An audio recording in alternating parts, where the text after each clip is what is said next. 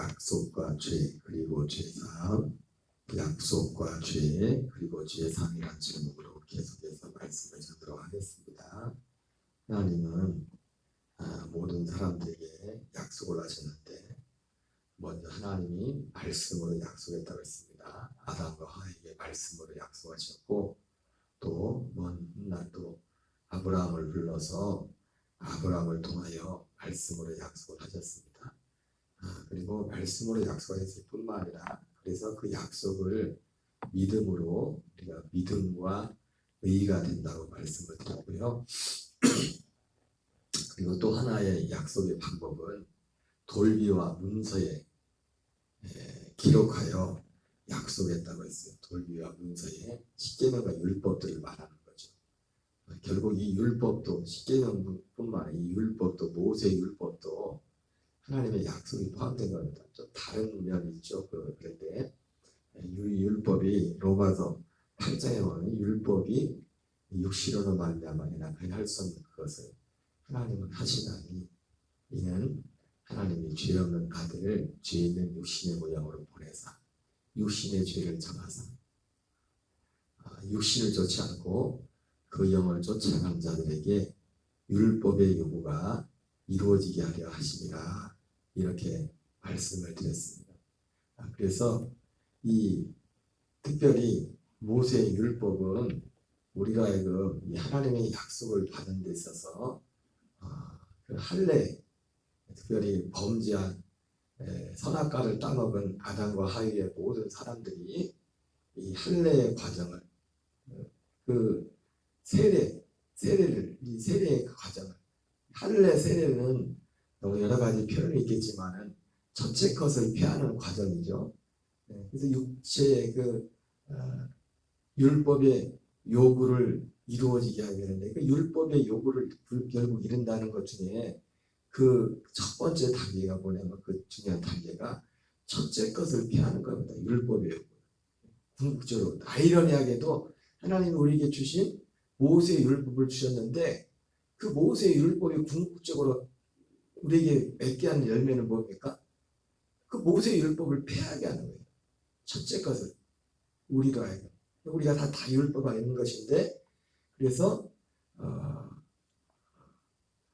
우리가 하나님의 약속을 받는 데 있어서 반드시 이 세례 할례를 그래서 율법에서 모세 율법에서 새 언약으로 가기 전에 새 언약의 복음이 새 언약에 가기 전에 우리 할례 세례를 받아야 됨을 성경은 우리에게 말씀해 주고 있습니다. 그래서 이 세례 할례는 예수님의 십자가에 죽으신 그리고 예수님의 십자가에 죽으신 뿐만 아니라 그 예수님의 십자가에 죽으심에 함께 우리도 옛사람이 장사지는 것 율법에 대하여 죽임을 당하는 것을 이 세례 할례라고 성경은 말씀하고 있습니다.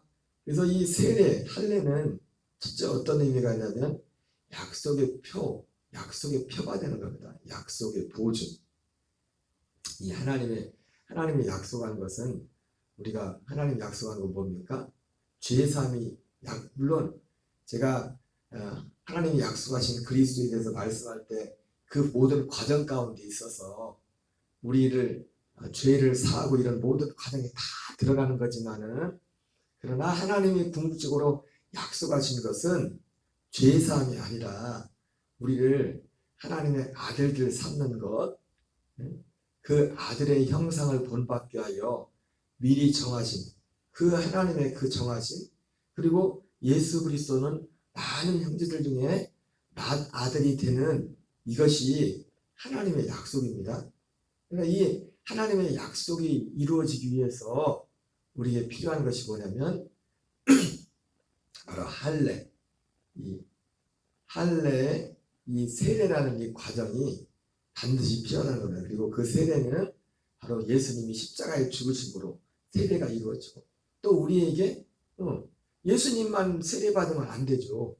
우리도 이게 뭐가 같습니까? 아니 예수님은 모든 사람에게 죽으셨지만 모든 사람에게 예수님의 죽으심이 다 적용되는 게 아닌 것처럼 그렇죠? 마찬가지로 예수님이 죽으신 그것으로만 되는 것이 아니라 우리도 같이 예수 그리스도와 함께 죽는 그 죽음이 반드시 필요한 것입니다.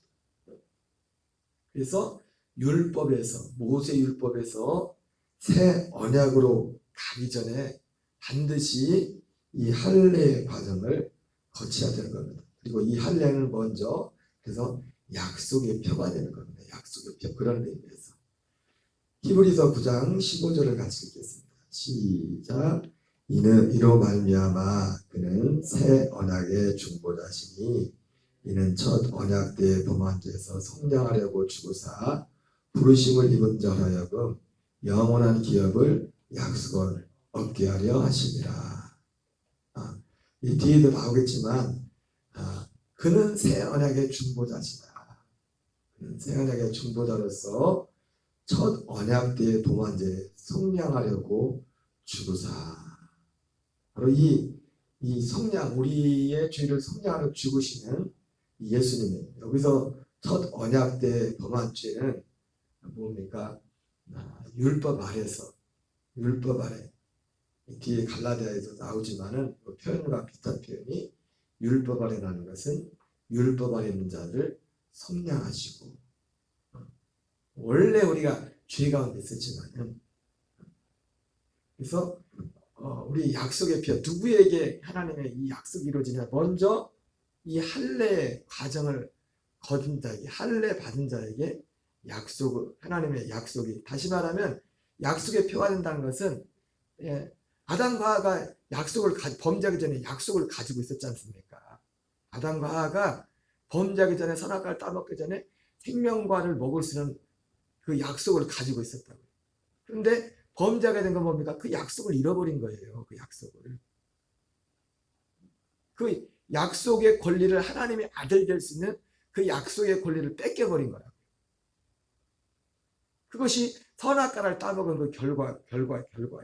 그래서 할례를 받는다는 건 뭐냐면, 다시 우리가 그 약속, 아담과 하와가 범죄하기 전에 그 약속 앞에 하나님의 아들들 될 수 있는 그 권리를, 약속을 가졌다는 것처럼 생명나무를 먹을 수 있는, 그러니까 결국 아담과 하와가 범죄한 것 자체가 뭡니까?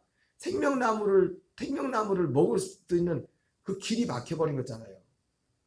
창세기 3장에서 하나님이 그 천사들 통해서 그 생명나무의 길을 지키게 하지 않았어요.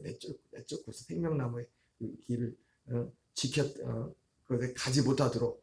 근데 바로 할례라는 건 뭐냐면, 바로 다시 생명나무 앞에 설 수 있는, 그리스도 앞에 약속의 자손을 받을 수 있는 그 자리에 서게 한 것입니다. 갈라디아 4장 3절 5절을 같이 읽겠습니다. 시작. 이와 같이 우리도 어렸을 때에 이 세상의 초등학문 아래 있어서 종노릇하였더니 때가 참에 하나님이 그 아들을 보내사 여자에게서 나게 하시고 율법 아래 나게 하신 것은 율법 아래 있는 자들을 성량하시고 우리로 아들의 명분을 얻게 하려 하십니다. 그래서 모세의 율법이라는 것 자체는 궁극적으로 우리로 하여금 할례의 필요성을, 우리가 첫째 것으로는 안 된다는 것을 알게 해서 그리스도로 인도하는 그런 초등교사의 역할을 하는 겁니다. 그래서 우리가 이 믿음이, 이 약속이 오기 전까지는 어쩔 수 없이 할례의 길 자체도 우리에게 열리질 않았어요. 할례의 길. 예수님이 십자가에 죽으셔야만, 예수님이 먼저 할례를 받으셔야 되만, 우리도 그 할례를 받을 수 있는, 세례를 받을 수 있는 길이 열리는 겁니다. 그러니까 예수 그리스도가 오기 전까지는 그 길이 보이지 않아요. 그래서 모든 사람이 이 세상의 초등학문 안에서 종로로 됐다고 했어요. 이 세상의 초등학문이 결국 뭡니까? 율법 아래서, 죄 아래서, 육체 아래, 첫째 것, 모세 율법, 옛 사람 안에 살 수밖에 없는 겁니다. 다만 그 가운데서 약속을 받은 그들이 그것이 오기를 기다린 거죠. 첫째 것이 피하고 둘째 것이 세워지는 그때를 믿음으로 기다렸던 것입니다. 그러나 때가 참에 하나님이 그 아들을 보내사 여자에게 나게 하시고 율법 아래 나게 하신 것은 율법 아래 있는 자들을 성량하시고, 이것이 할례죠. 이것이 세례. 그래서 율법 아래 있는 자들을 성량하는 이 할례가 약속의 표란 말이야. 약속의 표. 그 약속은 뭡니까? 여기서는 아들의 명분을 얻는 거예요. 아들의 명분. 아들의 명분. 아들의 명분을 얻는 것은 또 뭐라고 합니까? 아들의 명분은 아들의 영을 받는 겁니다. 아들의 영. 갈라디아 4장 6절을 같이 읽겠습니다. 시작. 너희가 아들이므로 하나님이 그 아들의 영을 우리 마음 가운데 보내사 아빠 아버지라 부르게 하셨느니라. 그래서 사도 바울이 우리가 구원받는 것을, 그래서 구원받는 것이 성령 받는 것, 하나님의 영을 받는 것이, 물론 아들의 영과 성령님은 구분이 된다고 했습니다. 아들의 영, 말 그대로 아들의 영이고 성령님은 성령, 삼위 하나님 중에 삼위 대신 성령님. 성령님이 오시는 목적은 뭡니까? 우리 안에 오시는 목적은 뭐냐면 아들의 영을 주기 위한 것이 아들의 영. 그래서 이 아들의 영 안에 아들의 생명이 있다고 했잖아요. 아들의 생명도 있고 아들의 영 안에 아들의 신분과 어떤 위치도 있고 그 생명, 시간. 그래서 하나님의 약속, 구원은 그래서 늘 눈이 말씀이지만 오순절이 구원이라. 오순절. 어떤 목사님은 오순절은 은사의 어떤 은사의, 그러니까 우리의 모든 어떤 보통 오순절이라고 하는 모든 거기는 어디에 맞춰져 있냐면 은사에 맞춰져. 은사에. 오순절. 여러분 진짜 오순절은 은사가 아닙니다. 진정한 오순절은 그리스도의 생명, 하나님의 아들의 그 생명에 맞춰져요. 생명에. 항상 말씀드리지만 구약 시대도 은사는 있었다고요. 예언을 하고, 그래서 사울 같은 사람도 속담의 이르기를 사울도 선지자 중 한 사람이었냐. 라마 나요스에 들어갔을 때 다윗을 잡으려고 갔는데 다 그 부하들을 보내는데 가는 촉적 그냥 사람이 이상해져서 다 돌아오는 겁니다. 살기가 등등해서 다윗을 잡으러 갔다가 라마야가 성 하나님의 영이 그들을 막 덮쳐가지고, 덮쳤다는 표현이 좀 그런가요? 하나님의 영이 충만해가지고 사울이 직접 가는데 사울도 그 영이 자기 어떤 의지와 자기가 그와 무관하게. 여러분 그러나 하나님의 영, 하나님의 복음은 내 의지와 무관하게, 물론 의지와 무관하게 성령님이 그렇게 역사하는 부분이 있습니다. 그러나 아들의 생명으로 사는 것은 철저히 우리의 의지와 우리의 동의와 우리의 철저한 하나님을 향한 동의와 순복과 순종이 필요한 거예요. 그래서 계시록 3장에서 뭐라 합니까? 내가 문 밖에 예수 믿는다고 하는 교회를 향해서도 뭐라 합니까? 내가 문 밖에서 두드리노니 누구든지 내 음성을 듣고 문을 열면 내가 내게로 들어가 내가 너로 더불어 먹고 너로 더불어 마시리라 하세요. 그 그림에도 그러지 않습니까? 그래서 문거리가 밖에 있는 게 아니라 그 문거리가 없는 문에서 주님이 두드리는 거예요. 왜? 그 그림을 그린 사람이 문고리가 없대요. 왜? 안에서 열어줘요. 안에서 열어줘요. 여러분 모양이 다르지 않습니까?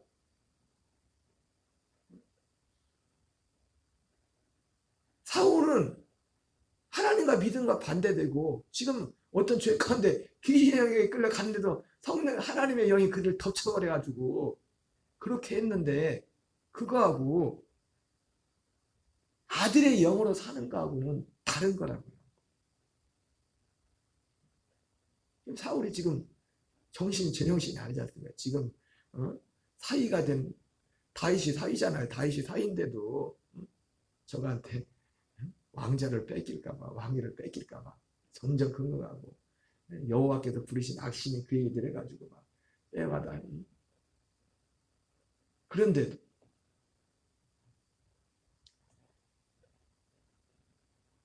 자, 로마서 7장 4절 읽겠습니다. 시작. 그러므로 내 형제들아 너희도 그리스도의 몸으로 말미암아 율법에 대하여 죽임을 당하였으니 이는 다른이고 죽은 자 가운데서 살아나심이 가서 우리가 하나님을 위한 열매를 맺게 하려면. 그러니까 하나님의 약속은 뭐냐면 다르니 궁극적으로, 물론 저는 제가 일부러 사실은 그게 필요하지만 처음부터 성령으로 잉태된부터도 하나님의 약속하신 그리스도에 대해서 하나하나 모든 과정을 말씀을 드렸지만은 궁극적으로 하나님의 약속하신 그리스도는 누구냐면 바로 다른 이 죽은 자 가운데 살아나시니 우리 안에 아들의 생명이 되오시는 하나님 나라 되오시는 그분이 하나님의 약속하신 궁극적인 그리스도라고요.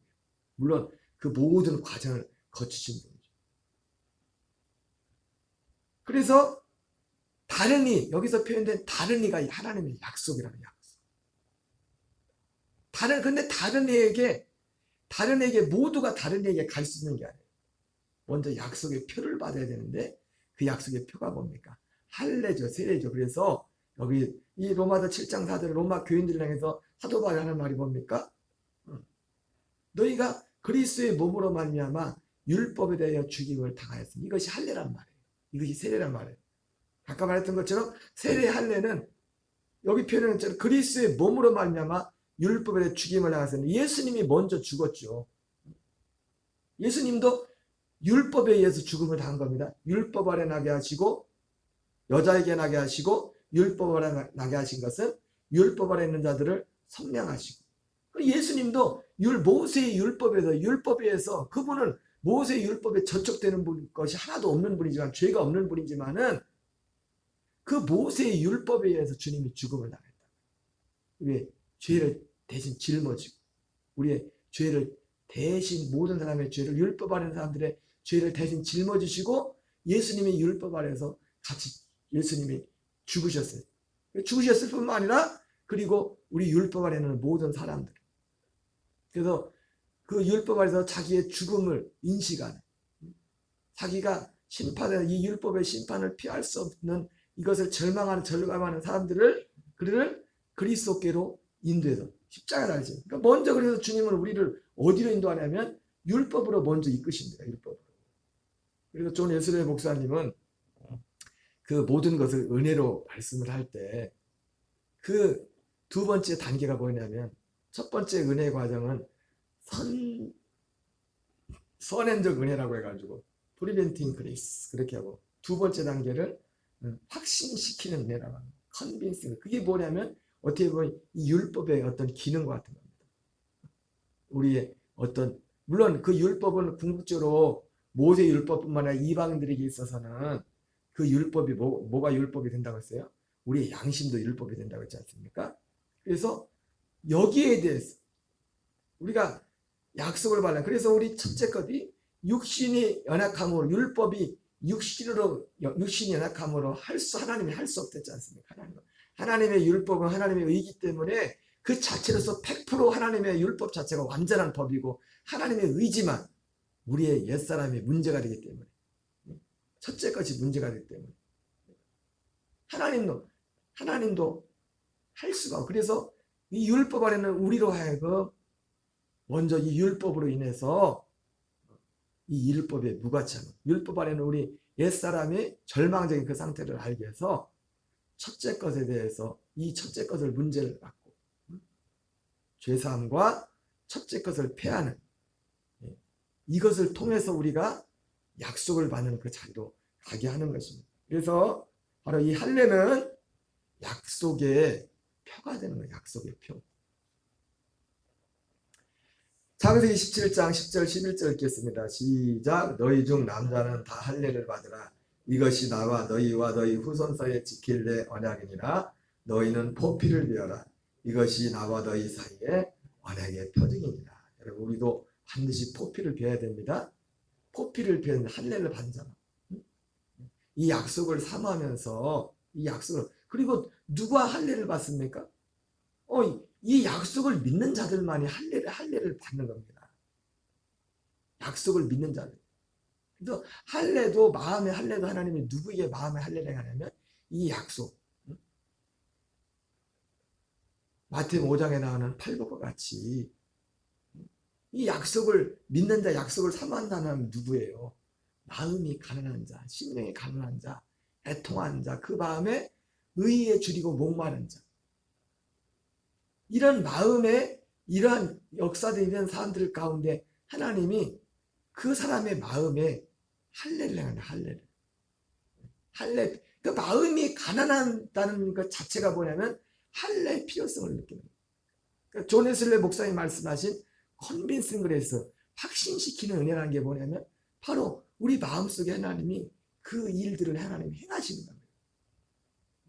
사실 어떤 면에서 보면 이런 어떤 그 팔복에 나오는 가난한 마음 이런 모든 것들이 다 하나님의 은혜에 속한 것입니다. 우리 안에 죄 안에는 우리 안에 자연적인 우리 안에 그게 나올 수가 없어요. 사실 그런 부분조차 하나님이 우리 마음 가운데 어떤 우리가 보이지 않는 하나님의 손길을 통해서 우리 마음속에 그런 마음들을 불러일으키는 거예요. 그런 마음들. 창세기 18장 10절입니다. 그가 이르시되 내년 이맘때 내가 반드시 내게로 돌아오리니 내 안에 사라에게 아들이 있으리라 하지. 하나님의 약속은 내 안에 사라에게 아들이 있는 것입니다. 근데 언제? 할례 후에. 할례는 약속의 표라. 창세기 18장 10절이 할례 후에 주님이 주신 말씀이잖아요. 약속의 표로. 내년 이맘때. 할례 받기 전에는 뭐였어요? 그냥 약속만 했어요. 언제 준다는 말도 없어. 언제 준다. 아들이 있을 것이다. 그리고 아브라함 입장에서도 그 믿음이 중간에 사라로 인해서 흔들리죠. 약속을 따라. 하나님은 아브라함과 사라에게만 약속했어요. 사라를 통해서 아브라함에게 아들을 준다고 했을 때는 다른 누구가 아니라 오직 사라를 통해서 하나님이 아들을 준다고 약속했기 때문에. 오늘 여기까지만 하겠습니다. 그래서 이 할례, 세례는 하나님의 약속의 표가 되는 것이다. 약속의 표. 반드시. 그리고 이 세례는 물론 딱 한 번 받는 거지만 또 매일매일 받는 거예요. 매일매일 우리가 할례를 행하는 것 때문에. 사도 바울은 그래서 그걸 어떻게 표현했어요? 나는 날마다 주노라. 한 번 받는 거지만 매일. 그래서 이것이 이 할례를 그래서 항상 그런 사도 바울은 자기 자신을 죽음에 넘겨준다. 그래서 이 할례 가운데 할례는 약속의 표가 되는 거예요. 그래서 이 약속의 표가 되는 할례가 우리 안에 늘 행해질 때, 물론 딱 한 번 행하는 할례가 있습니다. 한 번. 생명을 얻기 위해서 딱 한 번 처음. 그러나 예수님이 오신 것은 생명을 얻는 데서 끝나는 게 아니잖아요. 생명을 얻고 어떻게 해요? 풍성히 얻게 합니다. 이 풍성히 얻는다는 것은 두 가지 이중적인 의미가 있을 수 있어요. 그 생명을 얻어서 그 생명으로 계속 사는 것이고, 생명을 얻는다는 것은. 여러분, 생명으로 사는 것, 생명을 얻되 생명을 더 풍성히 얻게 하기 위함이라고 말했는데, 생명을 풍성히 얻는다는 것은 먼저 전제되는 게 뭐냐면 생명을 얻은 사람이 이 생명으로 계속 생명으로만 살아야 돼요. 첫째 것을 빼고 둘째 것으로만 계속 살아야 돼요.